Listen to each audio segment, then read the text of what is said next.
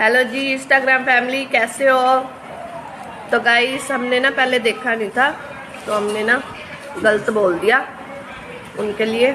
तो कंगना ने बहुत गलत किया है, चांटा लगा है, 2 लगने चाहिए थे।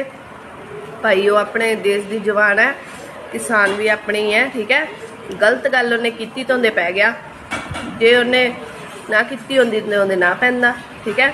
ये तो शुक्र करे एक ही पे है, जो 2 पै जाते ना। तो मम्मी बना रहे हैं मठियाँ, दिखानी है। मठियाँ बना रहे हैं हलवाई जी। कोई ऑर्डर ते ब्याह शादी का ऑर्डर आता, ऑर्डर दे दो जी। शादी इसका ते अच्छा बोलो मम्मी की कह रही थी। गाइस हलवाई लगा, हलवाई। तो गाइस हमें सपोर्ट करना, ज़्यादा से ज़्यादा हमारे चैनल को सपोर्ट करो। हमारे फॉलोवर नहीं बढ़ रहे, पता नहीं क्या हो गया, तो सपोर्ट करो गाइस।